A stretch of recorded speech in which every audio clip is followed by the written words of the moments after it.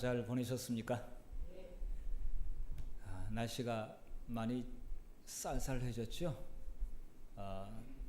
또 외투도 겨울 외투를 입지 않으면은 아주 아침 저녁으로는 정말 춥습니다. 지난주까지만 하더라도 제가 실내 난방을 틀지 않았는데 오늘 난방을 틀었습니다. 어떻게 교회 안에 들어오니까 포근하다고 느껴집니까? 예, 바람도 불고 밖에는 또 온도가 많이 차가워져서 성도들이 오셨을 때 편안하고 포근함을 느낀다면은 정말 저는 매우 기분이 좋습니다. 우리가 예배를 드리면서 또 하나님 품 안에서 따뜻하고 포근한 그런 귀한 시간이 됐으면 좋겠습니다. 오늘 8과에 있는 내용을 가지고 좀 말씀을 연구하겠습니다. 제목은 구약 예언의 성취, 이런 내용을 가지고 좀 공부를 하겠습니다. 예수님을 믿을 만한 증거를 찾으려면은 정말 무수히 많습니다. 우리가 말하는 대로 증거는 차고 넘칩니다. 우리는 평생 동안 예수 믿기 전에도 증거를 찾았겠습니다만은 사실 예수 믿고 난 다음에는 끊임없이 우리는 그분이 나의 왕이시고 나의 영원한 구주이시고 나의 영원한 하나님이라는 사실에 대하여 끊임없이 증거를 찾고 찾아왔습니다.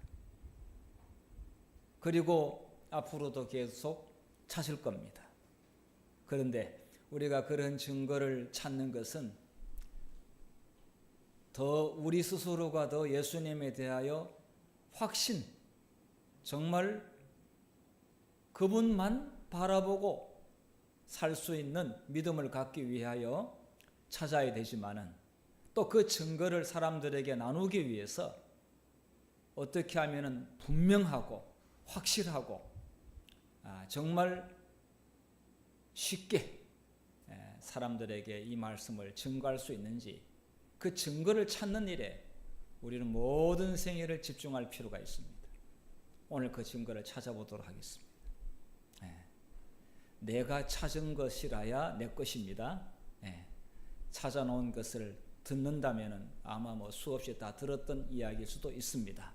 오늘 우리 스스로가 그 증거를 하나씩 찾아보도록 하겠습니다.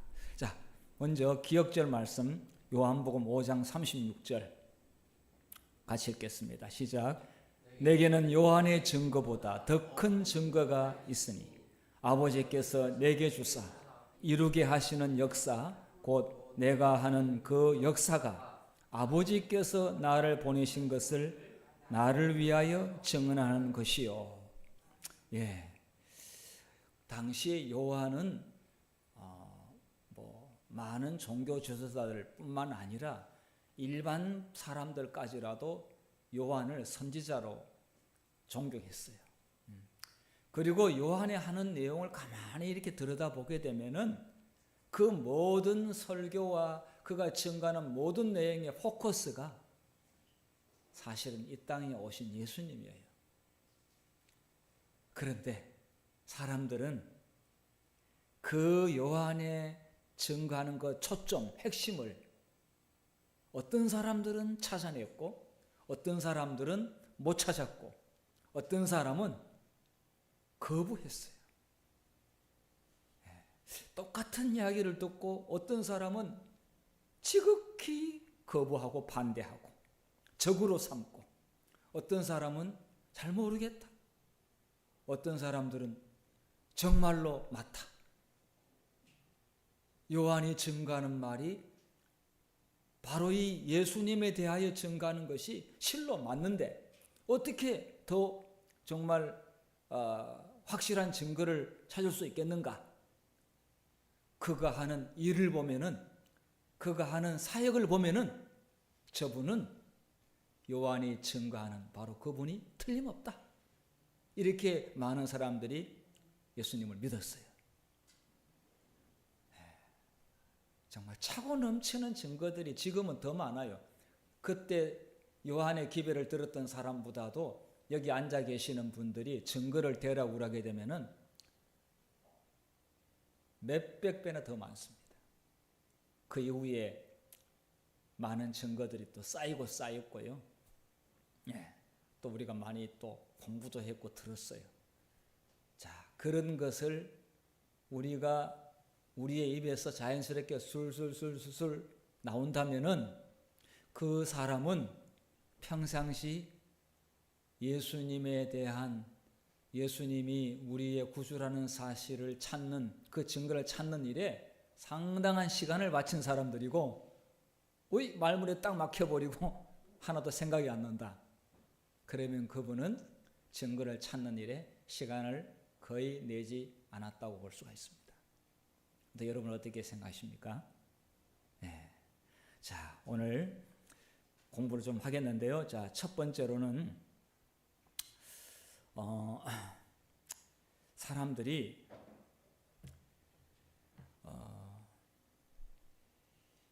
예수님께서 세상을 창조했다는 이야기를 했을 때 그때 거의 멘붕이 왔어요.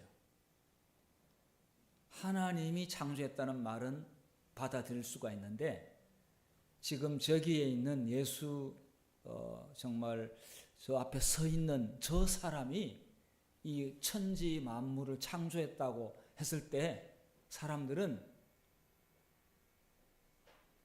이거는 도무지 못 받아들였어요. 네. 사실 우리가 그 말만 들으면 못 받아들일 수도 있어요. 그 자리에 아마 조병환 선생님이 있었다 할지라도 그거 어떻게 믿냐고 그랬을 거예요. 네. 자, 그런데 예수님께서는 내 말이 진짜다 이렇게 이것만 계속 반복한다면은 더더욱 사람들은 안 믿었을 거예요. 네. 자, 세상이 다 그분을 통해 만들어졌음에도 세상은 그분을 알지 못했는데 왜 그럴까? 왜 그럴까? 사람들은 오늘날 자기가 믿고 싶은 것만 믿으려고 해요. 아무리 사실이라 할지라도 내가 믿고 싶지 않는 것은 걸러버려요. 자기가 좋아하는 것만 믿으려고 해요. 그런데 이 예수님께서 자신을 증거하는 방법에 대해서 오늘 우리가 배운다면은 아주 사람들에게 설득력 있게 또 아무리 거부하는 사람이라 할지라도 정말 끝끝내 거부하면 어쩔 수가 없고 그거는 성령의 음성을 거부하는 거니까 그거는 우리가 책임이 아니에요. 그러나 우리는 최선을 다해가지고 사람들에게 그리스도를 받아들일 수 있도록 가장 정말 최선의 길을 찾아야 되겠죠. 자, 그러면은 표징 기사와 또 그 하신 일, 또 기적, 또 아주 놀라운 일들 이런 것들이 예수님에게는 차고 넘쳤어요. 차고 넘쳤어요. 예수님께서 자신이 메시아임을 어떻게 입증하셨는가? 사실 자신이 자신을 입증한다는 게 참 어려워요. 문 집사님이 하는 말을 김미경 집사님이 입증을 하게 되면은 문 집사님이 하는 말이 굉장히 힘을 얻을 수가 있는데 문 집사님 자신이 자신을 입증하려고 하는 것은 정말 어려운 이야기예요. 자, 그래서 예수님께서 자신이 메시아임을 입증을 하시는데 이렇게 말씀했어요. 요한복음 5장 17절에 아버지께서 이제까지 일을 하시니 나도 일을 한다. 그러니까 아버지를 여기 등장시켰어요. 그러니까 이것은 두 부류가 나옵니다. 좋게 생각하는 사람은 저분이 그냥 인간 예수로 보였지만은 저번에 하신 사역을 보니까 하늘 아버지와 연결된 분이시다. 이렇게 충분히 받아들일 수가 있었어요. 그래서 아버지는 하나님이시니까, 하나님은 다 믿으니까, 대상자가 유대인들이었으니까. 그런데 이 말을 또 이렇게 거부하기 시작하게 되면은 저 인간 예수가 감히 어떻게 하나님하고 거의 동격으로 또 하나님을, 아버지를 자기를 입증하는데 거기에 끼워 넣느냐. 신성모독이다. 이렇게 보는 사람도 있었어요. 근데 예수님께서는 아버지와 자기를 계속 연결시키면서 내가 하는 일은 내 스스로 하는 일이 아니다. 내 혼자서 하는 일이 결코 아니다. 요한복음 5장 20절 자 읽어보겠습니다. 시작. 자기의 행하시는 것을 다 아들에게 보이시고 또 그보다 더 큰 일을 보이사. 예. 자, 하나님께서 하시는 일을 아무 어떤 사람이라든지 어떤 다른 어떤 방편을 통하지 아니하고 하나님 혼자 하지 않잖아요.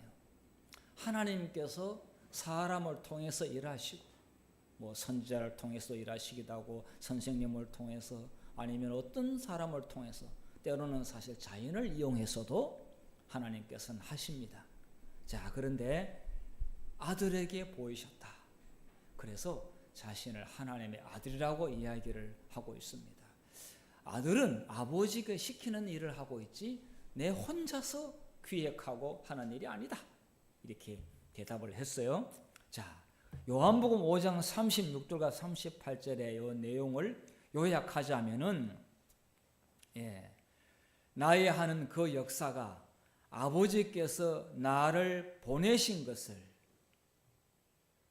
증가하는 것이요. 그러니까 내가 하고 있는 이 일들은 아버지께서 이 땅에 나를 보내셨기 때문에 내가 이 일을 하는 것이다. 아버지께서 보내시지 않고서는 내가 이 일을 할 수가 없다. 이렇게 이야기했어요. 그래서 아버지와 자신을 연결시켜서 뭐 어떤 분들은 사이비 종교도 아버지께서 다 하신 일이라고 하기도 하고 성령께서 나에게 다 답을 주셨다. 성령께서 나에게 계시를 줬다.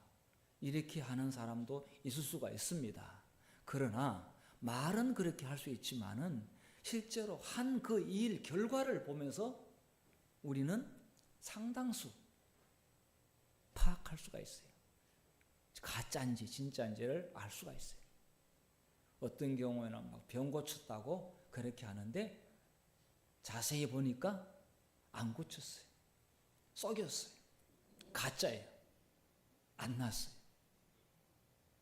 예수님께서 고쳐주신 사람 가운데서 고쳤다고 했는데 돌아서 보니까 낫지 않았다. 이런 일은 없어요. 다시 가가지고 또 자기가 죄를 범하고 와가지고 병이 도진 거는 있을 수가 있겠죠. 네. 그러나 예수님께서는 완벽하게 치료했습니다. 있던 열매, 결과, 그 증거를 보면은 그분이 아버지로부터 받았다고 하는 것에 대해서 우리 육신의 눈으로도 어느 정도 알 수가 있습니다. 찾을 수가 있습니다. 자, 뚜렷한 증거에도 왜 사람들은 예수님을 믿으려고 하지 않았을까요?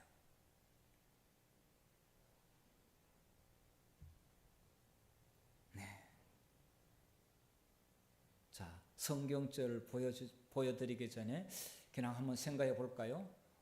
그런 증거에도 불구하고 왜 사람들은 예수님을 믿지 않았을까요?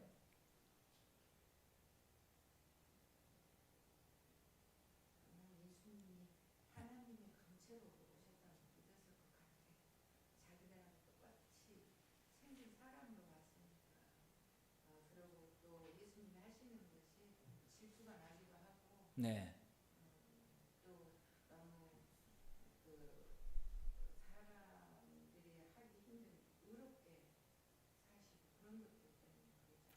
안에 예수님이 정말 빛과 번쩍하게 이렇게 정말 그들이 기대하는 바 스타처럼 그런 모습으로 했다면은 좀 더. 그다음 두 번째로는 종교 지도자들은 자기가 다 최고인 줄 알았는데 자기들하고 상의하지 않고 아니면 뭐 자기들하고 함께 같이 이렇게 같이 잘 지냈으면은 뭐 또 좀 이렇게 인정할 수도 있는데 예수님은 그들과 의논해 가지고 하지 않았죠. 뭐 시기 질투심도 있었고 예수님은 너무 의로워서 그분들의 생활하고는 너무나 차원이 달랐는데 예수님께서 하시는 말씀이 거만하고 죄를 숨기는 자들에게는 정말 강한 그 회개의 기별을 촉구했고 그걸 받아들이는 자는 주여 우리가 죄인입니다. 저의 죄를 용서하소서라고 회개하고 뉘우치는 사람이 있었고 자 이렇게 여러 다양한 반응들이 있는데 집사님께서 말씀하신 대로 정말 이 뚜렷한 증거도 안 믿는 것은 그들은 사실상 하나님께 대한 말씀을 통한 하나님께 대한 믿음이 없었어요. 그들 마음 가운데는 예수님을 안 믿기로 작정했어요. 그러니까 불신이 가득한 사람에게는 무슨 좋은 말을 하더라도 안 들어요. 그러니까 예수님을 안 믿기로 결심한 자들에게는 예수님의 모든 말이 오히려 그들에게는 더 분노를 일으키는. 그래서 사실 멸망할 자들은 뭐 이렇게 증거를 찾지 못해서 찾으려고 찾는데도 못 찾아서 멸망하는 사람은 없고 그들 마음 가운데 완악한 고집, 아집, 교만 이러한 것들 때문에 예수님을 불신합니다. 자, 그래서 요한복음 10장 24, 25절 보게 되면은 믿지 않기로 한 자들에게는 어떤 증거도 믿지 않는다. 예수님께서 내가 그렇게 그런 많은 증거를 보였어도 너희가 믿지 아니하는도다. 그랬어요. 맹목적인로 믿으라고 하는 게 아니라 믿을 만한 충분한 증거를 주심에도 불구하고 그런 것들을 거부했습니다. 자, 예수님은 직접 자신이 메시아라고 왜 말하지 않으셨는가? 아까 제가 말씀드리기도 했어요. 왜 자신이 직접 내가 메시아다 이렇게 말하지 않았을까요? 자신을 옹호하는 가장 좋은 길은 그의 능력의 근원을 누구인지를 밝히는데 그게 훨씬 더 자신을 옹호하는 좋은 길입니다. 누가 보냈으며 그 일을 하게 하신 분이 누구인지 성경적으로 이야기하면은 가장 옹호하는 좋은 길이 되는 것이죠. 우리도 그렇지 않습니까? 내가 옳다는 사실을 내가 말로 내 자신에 대하여 말하는 것보다 생활을 통해 가지고 가마를 주면은 가장 내 자신을 하는 말을 입증하는데 훌륭합니다. 가장 좋습니다. 그래서 교회는 말도 잘해야 되겠지만은 말만 잘하는 것이 아니라 말도 잘하면 정말 말 잘하는 사람은 많은 면에 대해서 애드밴티지가 많아, 유익이 많아, 이점이 참 많은데 그런데 거기에다가 가마를 삶의 가마까지 함께 이렇게 준다면은 그건 뭐 금상첨화가 되겠죠. 예수님은 가마를 줬어요. 예수님은 자기의 삶을 통해 가지고 사람들에게 자신이 누구인지에 대하여 보여줬습니다. 자, 이런 일을 했는데 시대의 소망 664페이지에는 신성을, 예수님은 인성을 가지고 이 땅에 오셨지만은 신성도 가지셨어요. 그러니까 그 큰 놀라운 일들을 하셨잖아요. 그런데 시대의 소망 664페이지에는 그분을 입증하는 방법으로서 지금 이미 말씀드렸습니다마는 이렇게 분명하게 말씀하고 있는데요. 자, 한번 같이 읽도록 하겠습니다. 시작.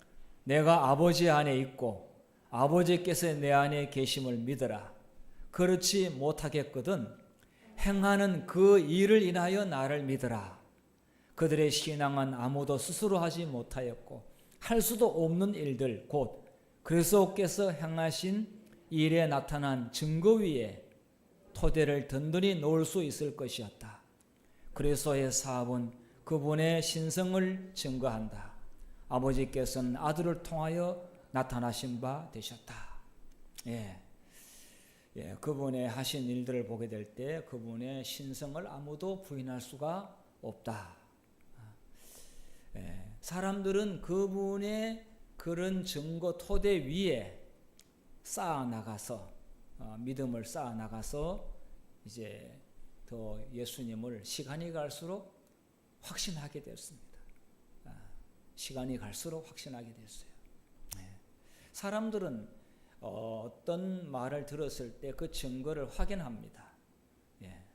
지금은 금방 스마트폰 꺼내가지고 금방 찾아가지고 저 사람 하는 말이 맞는 말인지 틀린 말인지 그리고 성경 진짜 저런 말을 했는지 금방 찾아요.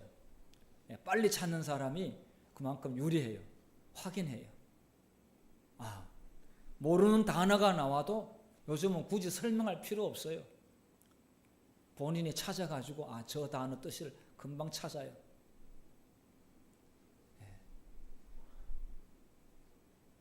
자, 우리가 지식적으로 알고 있는 부분에 대하여 우리는 그 증거를 하나님 말씀 속에서 증거를 확인해야 되고 그 증거를 확인하면 할수록 더 믿음의 토대를 쌓아나갈 수 있을 것입니다.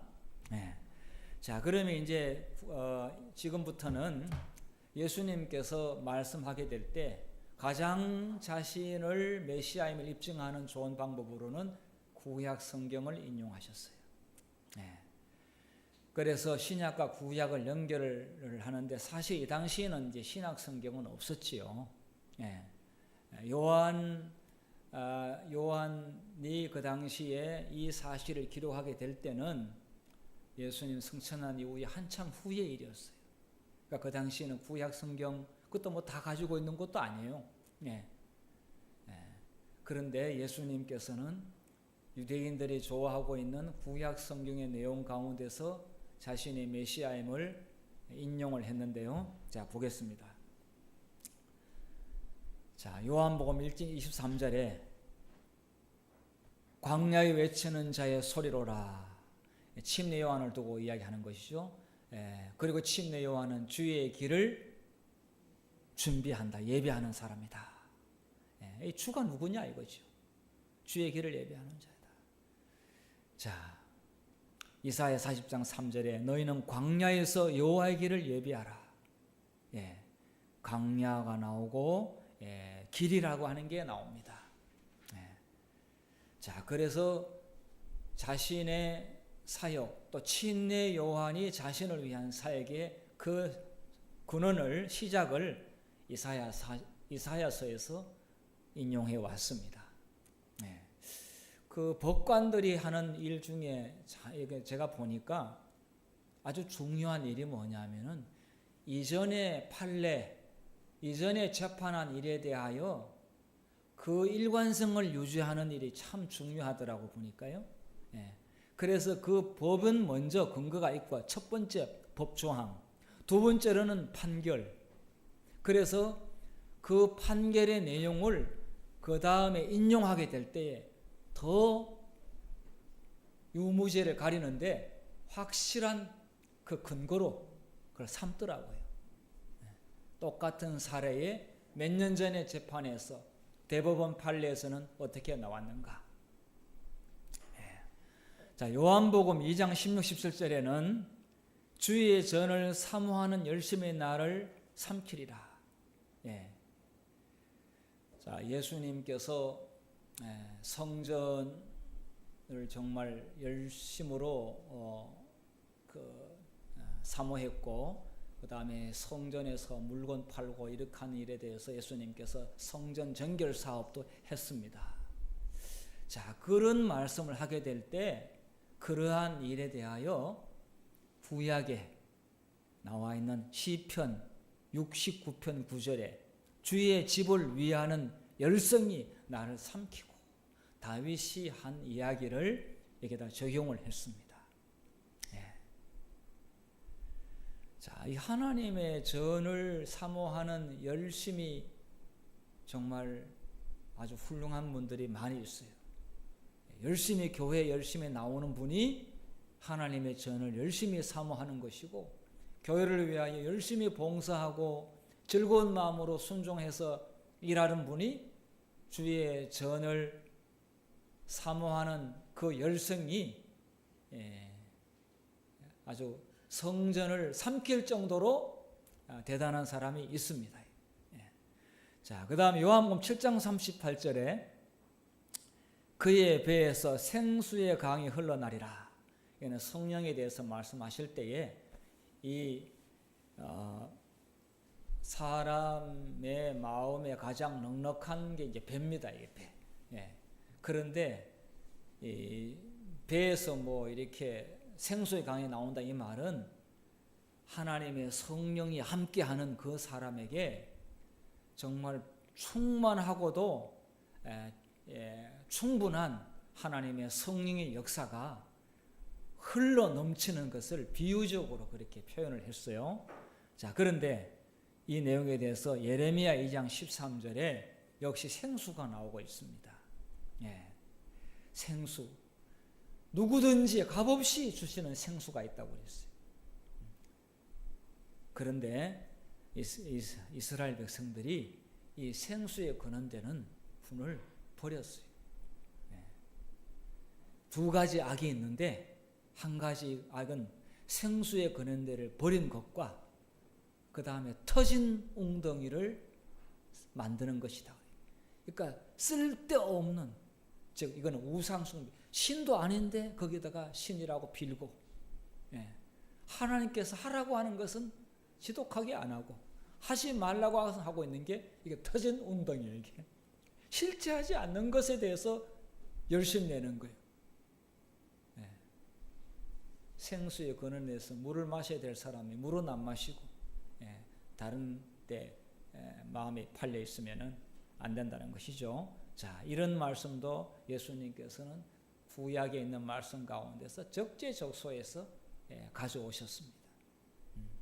사실 다 예수님 자신을 위한 그런 말씀인데, 내가 내 자신이 메시아다라고 말하기보다는 성경을 통해서 자신이 누구인지를 입증하고 있습니다.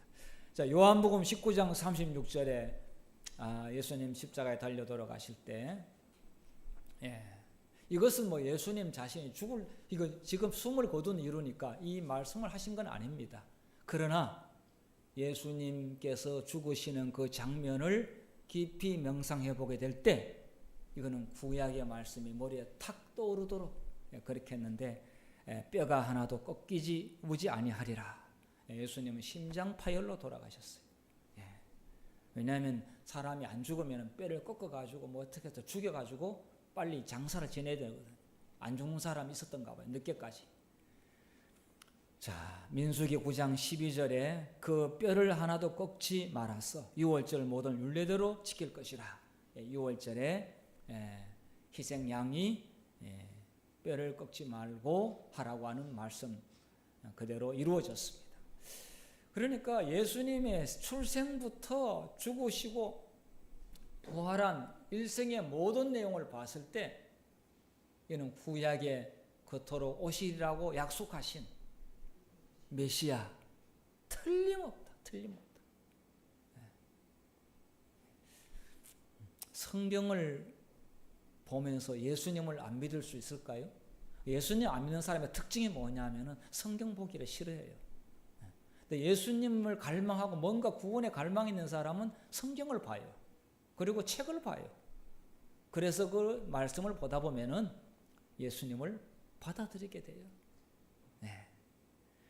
자, 또 이제 우리 두 번째로 자, 좀 더 구체적입니다. 지금은 자, 여기 요한복음 12장 13절에 예루살렘 입성하게 될 때 사람들이 예수님을 왕으로 모셨습니다. 우리의 왕이 성으로 들어가신다. 호산나 찬송하리로다. 주의 이름으로 오시는 이여. 네. 자, 이 내용도 역시 시편 118편 26절. 여호와 이름으로 오시는 자가 복이 있으며, 여호와의 이름을 칭송하고 종려나무 가지를 들고 환호했습니다. 군중들이 예수님께 은혜를 입은 많은 사람들이 예수님을 열렬히 왕으로 모시는 내용이 나와 있는데 천년 전에 예언되어 있습니다. 요한복음 12장 14절에 예수는 한 어린 나귀를 만나서 타시니 곧 나귀 새끼. 자, 예수님이 말을 타지 아니하고 나귀를 탔다고 하는 나귀를 탄 그런 일이 있었는데 역시 이것을 보더라도 스가랴 9장 9절에 보라 내 왕이 너에게 임하나니 나귀를 타나니. 왕이 나귀를 탄 사람을 아무도 본 일이 없어요. 다 말을 타고 다녔어요. 근데 이분은 나귀를 탔어요. 그런데 사람들이 예수는 왕이라고 그랬어요. 자, 우리가 가만히 말씀을 이렇게 생각해 보게 될 때, 이분은 하나님께서 예언한 하나님의 아들이시구나 하는 것을 연결시켜서 알 수가 있습니다. 요한복음 13장 18절에 내 떡을 먹는 자가 내게 발꿈치를 들었다. 한 성경을 이루게 한다.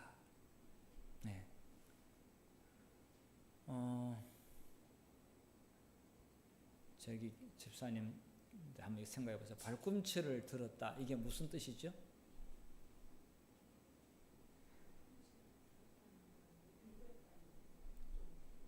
발꿈치를 들렸다?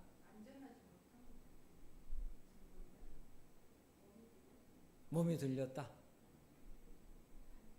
여기 보니까 내 떡을 먹는 자가 내게 발꿈치를 들었다. 이게 내 떡을 먹는 자. 근데 이거는 여러 사람이 아니에요. 한 사람이에요. 6월절에 내 떡을 먹는 자가 제자들 가운데 내 떡을 먹는 자. 근데 그 중에 한 사람이 발꿈치를 들었다. 자, 그러면 발꿈치를 들었다는 말이 무슨 말이에요? 네. 발꿈치를 들었다 이 말은 배신을 때렸다 이 말이에요. 우리는 등을 돌렸다 이렇게 하죠. 발꿈치를 들었다. 유대의 이것은 관용적인 표현이에요. 발꿈치를 들었다. 이거는 돌아섰다는 거예요. 돌아섰다. 배신을 때렸다는 거죠. 몸을 틀어야 되기 때문에 발꿈치를 드는 거예요. 발꿈치를 들고 나가는 거예요. 방향을 틀을 때 발꿈치를 들어야 된다. 자, 어쨌든 함께 같이 가다가 동행하다가 발꿈치를 들었다 이 말은 같이 가다가 사이가 이제 뭐 배신을 때려가지고 이제는 함께 같이 안 하고 정반대에 돌아서는 것을 말하고 있습니다.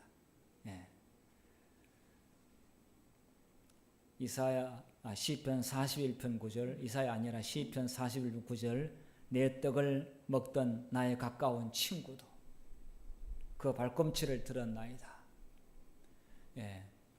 뭐 다윗의 이야기는 하지만은 그러나 다윗이 뭐 그 개인적으로 한 그 이야기가 그 이야기로 끝나지 아니하고 예수님 이야기하고 너무나 연결이 잘 되고 있습니다. 1000년 전에 예수님의 사랑하는 제자, 예수님도 사랑했어요. 그런데 유다는 예수님을 배반했어요. 그 내용이 이렇게 예언되어 있는데, 자, 요한복음 19장 37절에 또 다른 성경에 저희가 그 찌른 자를 보리라 하였느니라. 예. 자, 예수님을 찌른 자, 저희가 그 찌른 자를 보리라 하였다. 마지막 이제 예수님께서 이제 재림하시기 전에 예언의 신에 보게 되면은 그때는 재림의 날짜와 시간을 알려준다고 그랬어요. 그러니까 그때는 이미 은혜의 시기 다 끝나고 예수님께 성소에서 이제 나오셨어요. 은혜의 문이 닫힌 거예요. 그럼 사실 구원받은 사람은 정해졌고 구원받지 못할 사람도 정해졌어요. 그때에 정말 14만 4천 정말 충성된 백성이 딱 드러나게 되는데 그들은 예수님이 오시는 날짜와 시간을 안다고 그랬어요. 알려준다고 그랬어요. 자, 그런데 예수님께서 오시기 전에 예수님을 찌른 자, 예수님을 직접 가해한 자 뿐만 아니라 예수를 믿는 자들을 모질게 핍박하고 죽인 자들이 통곡할 날이 온다고 그랬어요. 애곡하는 날, 통곡하는 날이. 자, 예수님께서 아마 재림하는 광경을 볼 때 아마 그때 절정을 이룰 거예요. 예수님을 찌른 자들이 후회하고 괴로워서 그 뭐 아무리 괴로워해도 더 이상 그때는 구원의 기회는 없습니다. 자, 이것은 앞으로 물론 예수님 돌아가신 이후에 첫 번째로서는 이제 다락방에 120명이 모였잖아요. 이때 그 가운데는 예수님 못 박으소서 하는 사람도 있었을까요? 없었을까요? 모릅니다만은 있었을 수 있어요. 왜냐하면 예수님 부활하고 난 다음에 저분이 하나님의 아들 맞다. 그리고 40일 동안 예수님께서 이렇게 부활한 이 모습으로 다니셔가지고 많은 사람이 예수를 믿었어요. 그런데 오순절 다락방에 모였을 때 그 찌른 자들을 예수님을 욕했던 자들이 회개하고 우리가 잘못했다. 그리고 또 예수님을 보호하지 못하고 도망갔던 제자들 회개하고 통곡하고 또 예수님을 불신했던 이런 사람들이 오순절 그 성령 강림하기 전에 그들은 철저히 회개했습니다. 그게 첫 번째고, 그 다음에 마지막에 이제 구원받을 기회가 없는데 예수님을 찌른 자, 예수님을 못 받고 또 예수 믿는 사람들을 모질게 고문한 사람들, 그런 사람들이 예수님 오는 장면을 봤을 때 기겁을 하겠어요. 기겁을.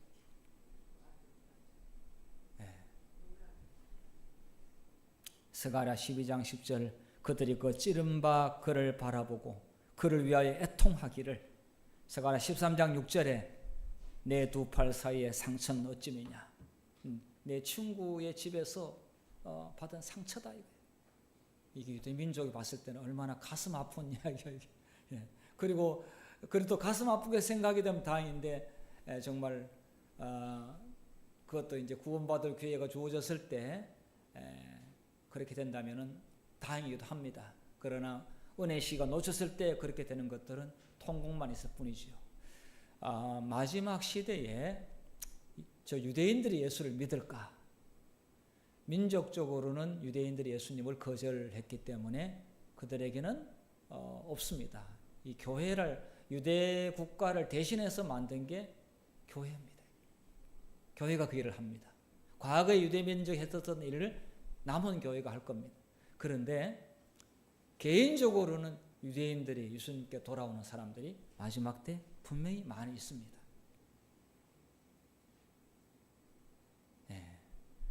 지금도 유대 땅에 이런 사람들은 숨죽이며 예수님의 재림을 기다리고 있습니다. 그도 공개적으로 믿질 못합니다. 만약에 믿었다면 즉시 사살입니다. 유대 나라에 유대 종교 외에 다른 종교가 있다고 하는 것은 유대 민족이 봤을 때는 용납 안 돼. 그러나 그 가운데서 예수님을 이렇게 성경을 연구한 자들 가운데서는 예수님을 재림을 기다리고 믿는 사람들이 있습니다.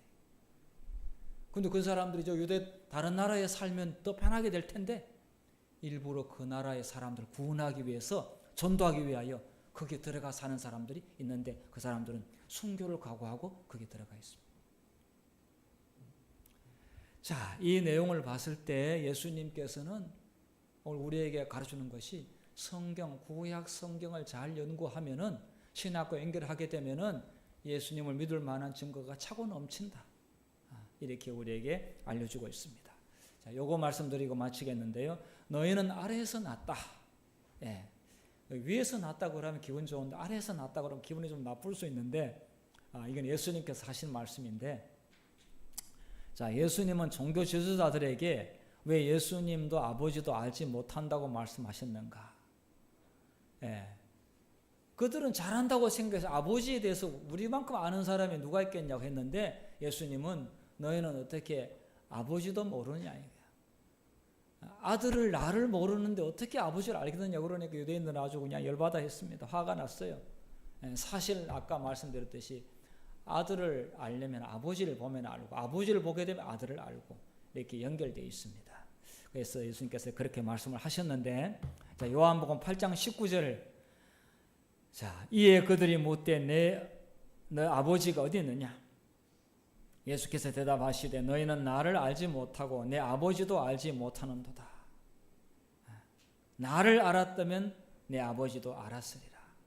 예. 아버지가 어떤 분이신지를 아들을 통하여 알리셨는데 이 아들을 안 믿으니 아버지도 모르는 거예요. 그러니까 아버지를 잘한다고 했는데 정말 모르는 사람이 이 사람들이에요. 예. 종교 지도자들이에요.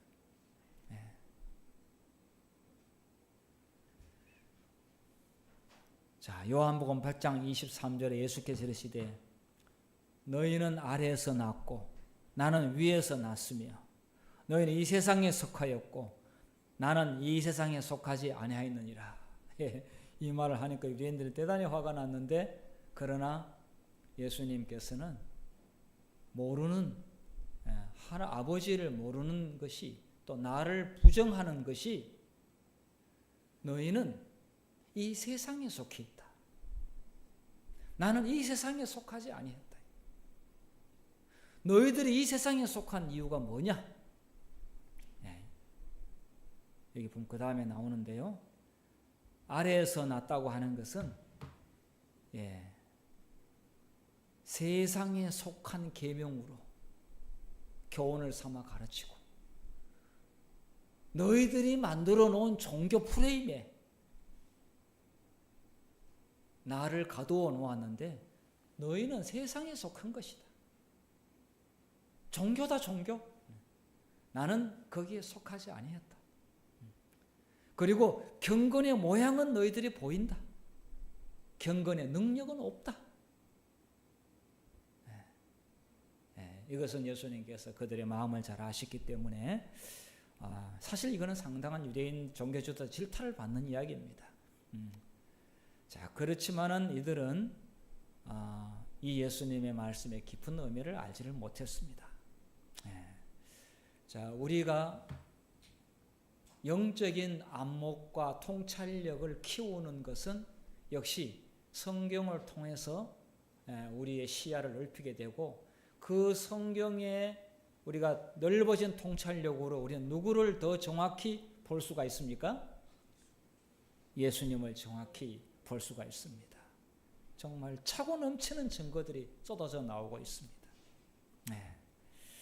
자, 우리는 영적인 사람이 되어야 되고, 유대 종교주자들은 자신이 영적이라고 했지만은 영적이지 않았습니다. 세상에 속하여 있고 오히려 차이가 많이 났다고 생각하는 일반 사람들 가운데서 예수를 영접한 사람들이 오히려 영적인 사람이었어요. 그분들은 오히려 위에 있었어요. 위에서 났어요. 참 이렇게 거꾸로 되어 있는 걸 볼 수가 있습니다. 우리 재림 교인들이 더 영적으로 차원 높은 성숙한 사람으로 우리 예수님에 속한 나라의 사람이 되기를 바랍니다. 그리고 그 증거를 찾으면 찾을수록 예수님이 더 뚜렷하게 선명하게 여러분의 영적인 시야에 들어올 수 있게 되기를 바라면서 말씀을 마치겠습니다.